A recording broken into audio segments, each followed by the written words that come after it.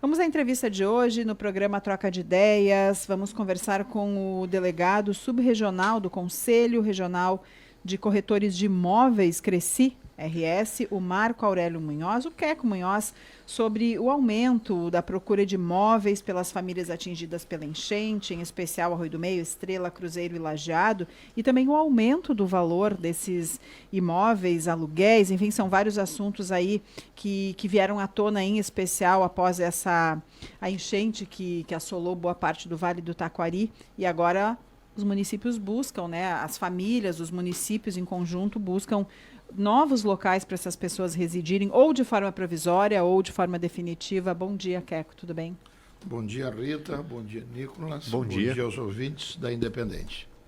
Bom, Queco, qual que é o panorama nesse momento? A gente sabe que os aluguéis, em geral, eles passaram por significativos aumentos nos últimos anos, mas a gente recebeu relatos aí de muitas pessoas que buscaram informações junto às imobiliárias e perceberam aumentos após, especialmente, a enchente que tivemos. Na realidade, Nicolas, depois agora, estamos fazendo 30 dias, 31 dias, né? Dá para dizer, desse evento climático que assolou nosso Vale do Taquari. Então, eu entendo que qualquer coisa, qualquer definição muito rápida, eu acho que é temerária. Eu acho que com o andar da carruagem vão se acomodar esses fatos. Eu acho que é necessário esclarecer a importância das imobiliárias. Vamos lá, primeira coisa. Uma relação locatícia é firmada por um proprietário do imóvel ou um locador, obrigatoriamente não necessita ser proprietário. Vamos lá, um parente mais velho do Nicolas diz: Nicolas, moro fora, eu quero que tu me loque esse imóvel. O Nicolas fica de representante.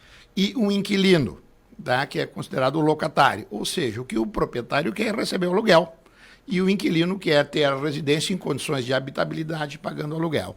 Nesse ponto entra a imobiliária. Para quê? Para dar segurança jurídica para as partes, para que regule a questão do valor do aluguel, data de pagamento, encargos da locação, porque às vezes, enquanto se pensa o aluguel, uma locação só com aluguel. Se é num condomínio edilício, num prédio, nós temos as taxas condominiais, o IPTU, quem paga, a vistoria do imóvel, a importância de uma vistoria bem feita para não ter surpresa quando do desfazimento da locação. Então, por isso, a importância das imobiliárias e da função do corretor de imóvel. Às vezes, quando se pensa no corretor de imóvel, só aquele profissional que faz a compra e venda do imóvel. Não, o corretor deve atuar, sim, também nas questões locatícias. Antes de responder a tua pergunta, e só a título de conhecimento, a 17ª Delegacia do Cresci, tá, que abrange o Vale do Taquari, de Arvorezinha a Tabaí, tem inscritos pessoas físicas corretoras, 867 corretores. 867. Desses 867, só Lajeado tem 524 corretores inscritos. Estrela tem 84, né, e assim vai.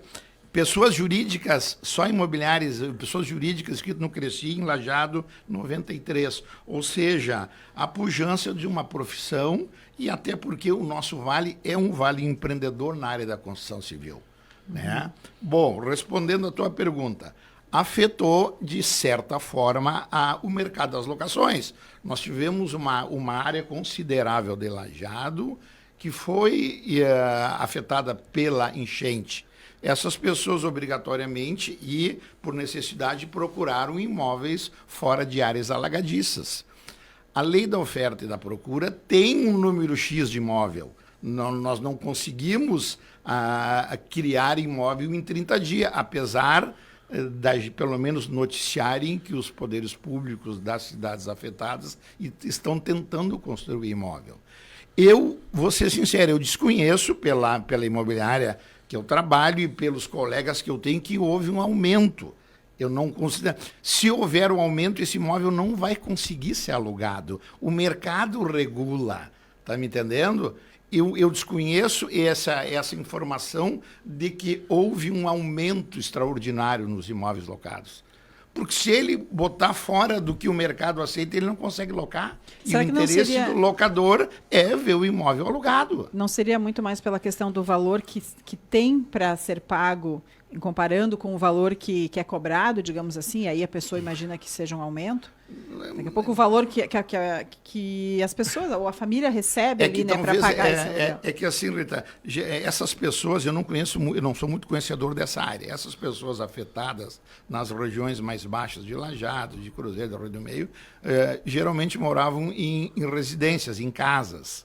Tá? A oferta que se tem para locação, a maioria são de apartamentos. Isso é uma coisa que não tem como se negar.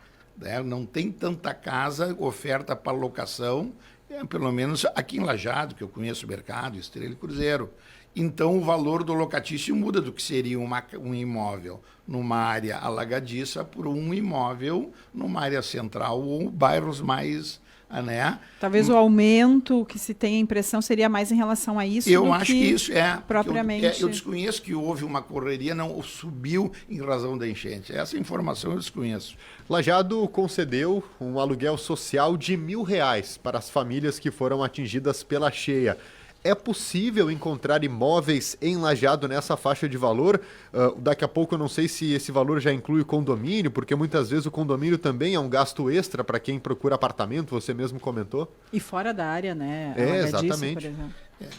Pelas informações que tivemos, né, informações não só da Prefeitura de Lajeado, como Estrela e Cruzeiro, se tu pegar de Lajeado, né, pelo que eu tenho conhecimento... mais de Arroio do Meio, eu soube que teve em torno da procura de 125 imóveis para aluguel social, só na cidade de Arroio do Meio. Em Cruzeiro, a procura foi de 136 imóveis, pessoas necessitando de aluguel social. E em Lajeado, em torno de 115. Vamos lá. Em Cruzeiro, R$800 é o aluguel social. Lajeado foi fixado pela lei 11.615, agora de 13 de setembro, né, do município de Lajeado, foi fixado, tá aqui, eu tenho a lei aqui na minha frente, fica o Poder Executivo autorizado a pagar aluguel social, valor mensal de até R$1.000 pelo período de 6 meses. Na realidade, quando tu acha o imóvel... tu capta um inquilino para formar, o inquilino tem que ter conhecimento do imóvel, das regras da locação, e o proprietário sabe que o aluguel será só, que o valor será só para aluguel. Tá? Então o inquilino vai ter que ter condições de pagar os encargos da locação. Tá me entendendo? Bom, o município, eu estou falando especificamente de Lajeado, entra com 1.000. Se o condomínio for 150, estou dando como exemplo, esse valor vai ser pago pelo inquilino. Porque quando for um condomínio edilício, o apartamento tem taxas condominiais. Mas com esse valor aluga um apartamento fora da área aluga. E outro detalhe importante, como que funciona esse processo, Queco? Porque a gente recebeu inclusive reclamações, poxa, eu não tenho como adiantar 3 meses, ou não tenho esse valor, é possível ter algum tipo de acordo em relação a isso, de que como o dinheiro é da prefeitura, que vai ser repassado, justamente nesses ritos que você comenta? Vamos lá. Nós temos uma lei inquilinária, a Lei 12.744, que é a lei do inquilinato que rege as relações de aluguel. Se tu falar em garantias, na lei inquilinária fala de garantias do fiador, que 90%, eu acho, dos imóveis ainda é com fiador antigo, algum parente se pede, olha, assina de fiador, que é a garantia pessoal. Nós temos créditos de fiança, que são outras formas, e temos o aluguel antecipado só para aluguel por temporada, né? O papel aceita, desde que não infrinja as leis locatárias, o papel aceita o acordo entre as partes. Se um inquilino, se alguém que foi afetado pelas enchentes agora de 30 dias atrás, conseguiu o imóvel e se enquadrar nas regras da prefeitura, não tem problema nenhum.